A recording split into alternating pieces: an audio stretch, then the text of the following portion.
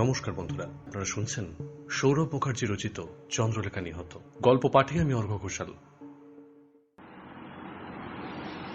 সেদিন সন্ধ্যের ঘটনা অগস্ত্যর দপ্তরে। বিএমডব্লিউ থেকে নেমে অগস্ত্যর দপ্তরে প্রবেশ করলেন যে ভদ্রলোক, তাকে চিনি না কলকাতায় এমন মানুষের সংখ্যা কম। খবরের কাগজে, পত্রপত্রিকায়, টেলিভিশনে প্রায় ওনার দর্শন পাওয়া যায়। উনি অজন্তা ফিল্মসের কর্ণধার ব্রজেশ শর্মা। চোখে সোনালি ফ্রেমের কেতাদুরস্ত চশমা, মাথায় পাতলা হয়ে আসা চুলে কালো বাদামে মেশানো রং, পরনে হালকা গোলাপি রঙের টি শার্ট আর নীল জিন্স, দুটোই বিদেশি ব্র্যান্ডের। দামি পারফিউমের গন্ধে অগস্ত্যর ঘর মম করে উঠল। নমস্কার এসিপি। হাত জোর করে নমস্কার জানালেন ব্রজেশ শর্মা। অগস্ত্য প্রতি নমস্কার জানিয়ে সামনে চেয়ারে ব্রজেশকে বসতে ইশারা করল। ঘরে বিকাশ উপস্থিত ছিল। সে আর একটা চেয়ার টেনে বসে পড়ল। মাফ করবেন, আমি একটা জরুরি কাজে সিঙ্গাপুরে ছিল, না হলে আপনার সঙ্গে আরো আগে দেখা করতাম। চন্দ্রলেখার মার্ডারটা একেবারে আনএক্সপেক্টেড, বুঝলেন? এরকম একটা কাণ্ড হয়ে যাবে কেউ ভাবতে পেরেছিল? আপনার তদন্তে সব রকম সাহায্য করতে আমি প্রস্তুত।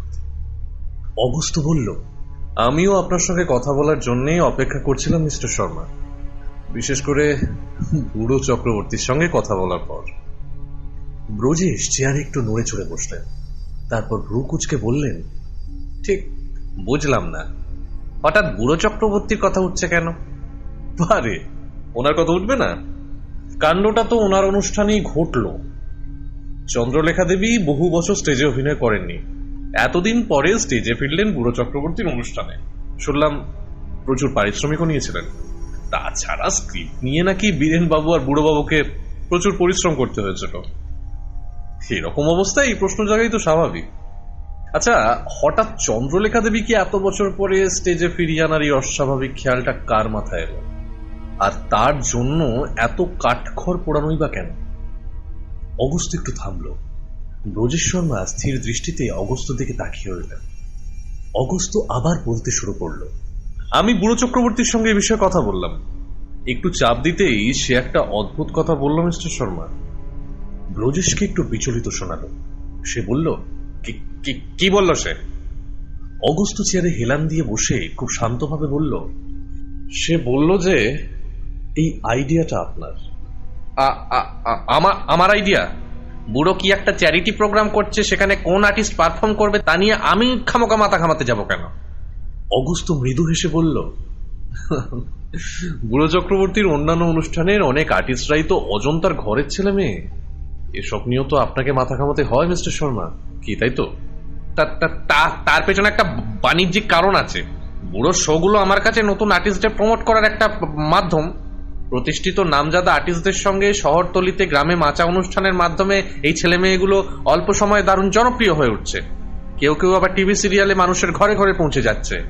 নতুন শিল্পীদের জন্য এইরকম প্ল্যাটফর্ম তৈরি করে দেওয়া আজকাল খুব স্বাভাবিক ব্যাপার। আমি জানি মিস্টার শর্মা, কিন্তু আপনি যদি হঠাৎ বুড়ো চক্রবর্তীকে বলেন ওনার চ্যারিটি প্রোগ্রামে চন্দ্রলেখা মুখার্জিকে অভিনয়ের সুযোগ করিয়ে দিতে, তো সেটা একটু অস্বাভাবিক লাগে বই কি। বুড়ো এই কথা আপনাকে বলেছে? স্কাউন্ড্রেল! আহা, শান্ত হন মিস্টার শর্মা, শান্ত হন। আমার কথা এখনো শেষ হয়নি।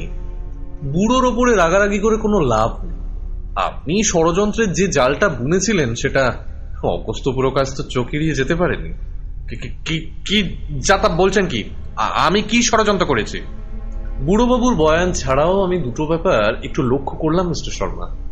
প্রথমটা হলো, আপনার সংস্থার প্রিয় নায়িকা মধুজা বোসের সঙ্গে চন্দ্রলেখা মুখার্জির জুটিতে অনিরুদ্ধ গোস্বামীর ছবি প্রযোজনা করছেন আপনি। শুধুই কি চিত্তাকর্ষক কাস্টিং? পর্দার বাইরে ওনাদের শীতল সম্পর্কের যে গুজব বাজারে আছে তারই সুযোগ নেওয়া, নাকি এর পেছনে অন্য কোন রকম স্বার্থ আছে? ব্রজেশ শর্মার ঠোঁটের কোনায় ব্যঙ্গের এক চিলতে হাসি এলো এবং সে বলল, আপনি যখন সবই বুঝতে পেরেছেন, কারণটা নয় আপনার কাছেই শুনবো। তার আগে বলুন, আপনি আর কি লক্ষ্য করেছেন? কিছুদিন আগে খবরের কাগজে আপনার একটা সাক্ষাৎকার। ওরকম সাক্ষাৎকার মাসে আমি 100টা দিয়ে থাকি। আপনি কোন সাক্ষাৎকারের কথা বলছেন? যে সাক্ষাৎকারে আপনি চন্দ্রলেখা দেবীকে বাংলা চলচ্চিত্র জগতের গর্ব বলেছেন, আপনি চান তার খুনি যথাশীঘ্র ধরা পড়ুক, ইত্যাদি ইত্যাদি। তাতে কি প্রমাণ হয়? এটা তো খুব স্বাভাবিক কথা। অগস্ত্য ব্রজেশের প্রশ্নের উত্তর না দিয়ে বলে চলল, আর আজও শহরে ফিরেই আপনি আমার সঙ্গে দেখা করতে ছুটে এসেছেন। বাইরে হয়তো দু একজন সাংবাদিকও আপনি মোতায়েন রেখেছিলেন। কাল খবরের কাগজে নিশ্চয়ই আপনার শহরে ফিরেই চন্দ্রলেখা মুখার্জির হত্যার তদন্ত নিয়ে আলোচনা করতে আমার কাছে ছুটে আসার খবর ছাপতে চলেছে, আপনার চিন্তাগ্রস্ত মুখের ছবি সহ। আমি আবার জানতে চাইছি এসিপি, আপনি কি প্রমাণ করতে চাইছেন? মিস্টার শর্মা, আপনার প্রশ্নের উত্তর দিতে গেলে আমাকে কয়েক মাস পিছিয়ে যেতে হবে। টলিপাড়ার বেশ কিছু প্রযোজনা সংস্থা, অভিনেতা অভিনেত্রী, পরিচালক, সঙ্গীত শিল্পী প্রভৃতিরা আপনার সংস্থার বিরুদ্ধে আন্দোলন শুরু করেন। আপনি নাকি টলিপাড়ায় অজন্তা ফিল্মসের একচ্ছত্রাধিপত্য প্রতিষ্ঠা করছেন। অভিনেতা অভিনেত্রীরা চুক্তিবদ্ধ, আর কারোর সঙ্গে তারা কাজও করতে পারে না। প্রেক্ষাগৃহে অন্যান্য প্রযোজকদের ছবি ভালো শো টাইম পাচ্ছে না। চলচ্চিত্র কর্মীদের ইউনিয়নেও কি একটা ঝামেলা চলছে। এর মধ্যে যোগ হলো শিল্পীদের স্বাধীনতার প্রশ্ন। কি আর বলবো বলুন এসিপি, যাদের হাতে আর কোনো কাজ নেই তারাই এসব শুরু করেছে। মিস্টার শর্মা, আপনিও জানেন ব্যাপারটা ঠিক ততটা সহজ নয় যতটা আপনি বলছেন। আন্দোলনটাও ততটা তুচ্ছ না। তাই আমি যা বলছি একটাও কথা না বলে মন দিয়ে শুনুন। ওই আন্দোলনের পুরোভাগে ছিলেন চন্দ্রলেখা মুখার্জি। আপনি কোনোদিনও ওনার সঙ্গে কাজ করেন। এই মুহূর্তে ওনার তীব্র প্রতিদ্বন্দ্বিতা যে মধুজা বোসের সঙ্গে, তিনি আপনাদের সংস্থার নায়িকা। সব মিলিয়ে চন্দ্রলেখা দেবীর দারুণ রাগ আপনার উপরে। এর মধ্যেই আন্দোলনটিতে লাগলো রাজনৈতিক রং। শোনা গেল আপনার এই প্রযোজনা সংস্থা সরকারের মদতপুষ্ট। সুযোগ বুঝে বিরোধী দল শিল্পীদের আন্দোলনে মদত দিতে শুরু করলো। সামনেই রাজ্য নির্বাচন, যেভাবেই হোক শিল্পীদের এই আন্দোলনটিকে শেষ করে দিতে হবে। আপনি বুঝতে পারলেন চন্দ্রলেখা দেবীকে সরিয়ে দিলে আন্দোলন যথেষ্ট ক্ষতিগ্রস্ত হবে।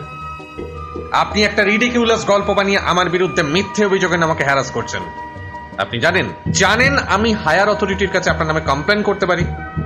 হ্যাঁ, নিশ্চয়ই পারেন, নিশ্চয়ই পারেন, কিন্তু আগে আমার কথা তো শেষ হতে দিন। আর কি বলার আছে আপনার?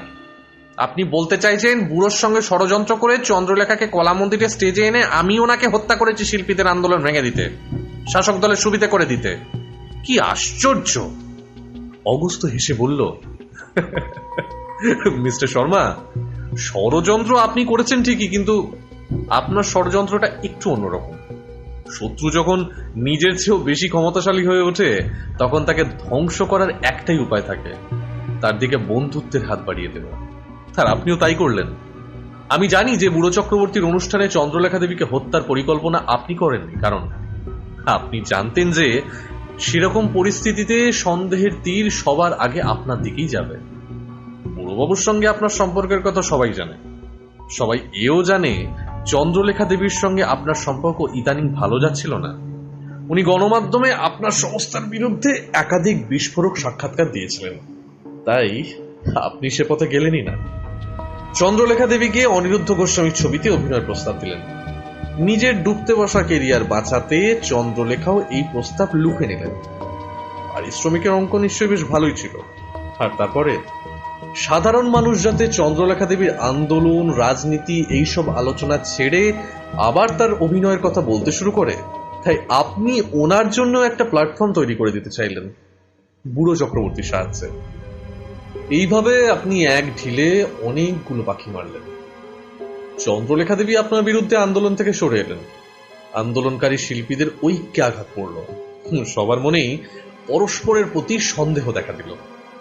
জুৎসই সুযোগের প্রলোভনে আগামীকাল যে কেউ যে আন্দোলন ছেড়ে বেরিয়ে আসতে পারে, সে আন্দোলনের মানে কি? আর সবচেয়ে বড় কথা হলো, শিল্পীদের আন্দোলন দুর্বল হতেই সেখানে বিরোধী পক্ষের নাক গলানোটাও বন্ধ হলো। চন্দ্রলেখা মুখার্জিকে আপনার সংস্থার ছবিতে কাজ দিয়ে বা স্টেজে অভিনয়ের সুযোগ দিয়ে আপনি ওনার কেরিয়ার বাঁচাতে চাইছিলেন না, চাইছিলেন ওনাকে ব্যবহার করে নিজের স্বার্থ সিদ্ধি করতে।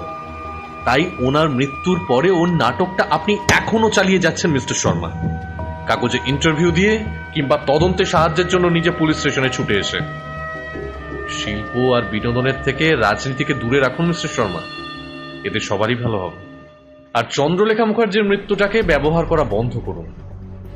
আমি আপনার খেলাটা বুঝে ফেলেছি। ব্রজেশ শর্মা গম্ভীর মুখে চেয়ার থেকে উঠে দাঁড়ালেন। তারপরে কোনো কথা না বলে ঘর থেকে বেরিয়ে গেলেন।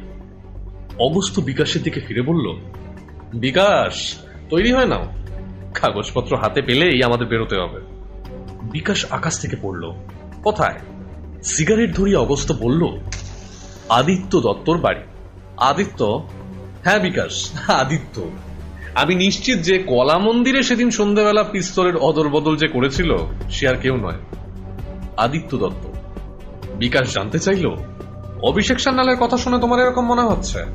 অগস্ত একটু নড়ে চড়ে বসল, বলল, অত সহজে আমি সিদ্ধান্তে আসিনি বিকাশ। দেখো বিকাশ, হত্যার তদন্তে প্রথম কথা হলো মোটিভ। এক্ষেত্রে আমরা দেখতে পাচ্ছি যে চন্দ্রলেখা মুখার্জিকে হত্যা করার মোটিভ অনেকেরই ছিল। ব্রজেশ শর্মা চাইছিলেন চন্দ্রলেখা দেবীকে সরিয়ে দিয়ে ওনার বিরুদ্ধে শিল্পীদের আন্দোলনটার দাঁত ভেঙে দিতে। পরিচালক সুজিত লাহিড়ী চন্দ্রলেখা দেবীর ঔদ্ধত্যকে দায়ী করেন তার মেয়ের মৃত্যুর জন্য। তিনি মনে করেন চন্দ্রলেখা দেবী তার সঙ্গে বিশ্বাসঘাতকতা করেছেন। কেরিয়ারের শুরুর দিকে উনি চন্দ্রলেখা দেবীকে 6টি সফল ছবিতে পরিচালনা করেছিলেন, কিন্তু ওনার বিপদের সময় উনি চন্দ্রলেখা দেবীকে ওনার পাশে পাননি। দত্ত পরিবার অম্বরীশ দত্তর মৃত্যুর জন্য এবং তার কারণে দত্ত পরিবারের আর্থিক দুর্দশার জন্য চন্দ্রলেখা দেবীকে দায়ী করে। আমরা এখন জানি যে তাদের সেই ধারণা সঠিক। অম্বরীশ বাবু কাবেরী দেবীকে ভালোবাসতেন, চন্দ্রলেখা দেবীর শুভাকাঙ্ক্ষী ছিলেন, কিন্তু মিথ্যে সন্দেহের বশে চন্দ্রলেখা দেবী অম্বরীশ বাবুকে হত্যা করেন। অভিষেক সান্যালের বয়ান অনুযায়ী আদিত্য চন্দ্রলেখা দেবী নিজের মুখে শুনেছে যে অম্বরীশ দত্তকে চন্দ্রলেখা দেবী সত্যিই হত্যা করেছেন। অর্পিতা মজুমদার চন্দ্রলেখা দেবীকে ঘৃণা করেন ওনার স্বামী সুধাংশু মজুমদারের সঙ্গে চন্দ্রলেখা দেবীর অবৈধ সম্পর্কের জন্য। মধুজা বোস আজও ভুলতে পারেননি চন্দ্রলেখা দেবী কিভাবে সমীর রায়ের সঙ্গে ওনার সম্পর্কের জন্য ওনার কেরিয়ার শেষ করে দিতে সচেষ্ট হয়েছিলেন। তাছাড়া অর্পিতা দেবী কি জানেন যে চন্দ্রলেখা দেবী ওনার স্বামী সুধাংশু মজুমদারের ধারাবাহিক যৌন এবং মানসিক নির্যাতন থেকে রেহাই পেতে ওনাকে হত্যা করেছিলেন? মধুজা বোস কি জানেন সমীর রায়ের মৃত্যু দুর্ঘটনায় হয়নি, চন্দ্রলেখা দেবী ওনাকেও হত্যা করেছিলেন? অনেকক্ষণ কথা বলে অগস্ত থামল। সিগারেটে একটা লম্বা টান দিয়ে এক মুখ ধোঁয়া ছাড়ল। তারপরে আবার বলতে শুরু করল, কিন্তু মোটিভই যথেষ্ট নয়, সুযোগ এবং উপায় ততোধিক গুরুত্বপূর্ণ। এবারে একে একে এদের সকলের কাছে চন্দ্রলেখা দেবীকে হত্যা করার কি ধরনের সুযোগ ছিল দেখা যায়। ব্রজেশ শর্মা যদি বুড়ো চক্রবর্তীর সাহায্য নিয়ে খুনটা করেন, তাহলে বর্তমান পরিস্থিতিতে সবার আগে ওনার ওপরই সন্দেহ যাওয়ার কথা। উনি সেই ঝুঁকি নিতে পারেন না। আর তাছাড়া চন্দ্রলেখা দেবীর সঙ্গে উনি একটা অন্য খেলা খেলছিলেন। একটু আগেই ওনাকে জানিয়ে দিলাম যে খেলাটা আমি বুঝে গেছি, সে তো তুমি শুনলি। সুজিত লাহিড়ীর কথায় আসি। আমার মনে হয় না ওনার পক্ষে নাটকের প্রপসে রদবদল ঘটানো সম্ভব। উনি বিখ্যাত মানুষ, অনেকেই ওনাকে চিনে ফেলবে, এটা খুবই স্বাভাবিক। ওই অনুষ্ঠানের সঙ্গে ওনার কোনো সম্পর্কও নেই। তা সত্ত্বেও ওনাকে ব্যাকস্টেজে প্রপসের আশেপাশে ঘোরাঘুরি করতে দেখা গেলে সন্দেহ জায়গাটা স্বাভাবিক। মনে রেখো, ওই দিন সংবাদ মাধ্যমের অনেকেই ওখানে ছিল, ক্যামেরা হাতে তারা ঘোরাঘুরি করছিল চন্দ্রলেখা দেবীর স্টেজে প্রত্যাবর্তন কভার করতে। গ্রিন রুমের আশেপাশেও তারা ছিল। এরকম পরিস্থিতিতে উনি সেরকম ঝুঁকি নেবেন না, সেটাই প্রত্যাশিত। তাছাড়া সুজিত লাহিড়ীর সঙ্গে কথা বলে আমার মনে হয়েছিল উনি সেই ধরনের মানুষ যাদের বুকের ভেতরের আগুন বুকের ভেতরেই চাপা থাকে। মাঝে মাঝে হয়তো দপ করে জ্বলে ওঠে, কিন্তু তাতে অন্যকে গ্রাস করার তেজ থাকে না।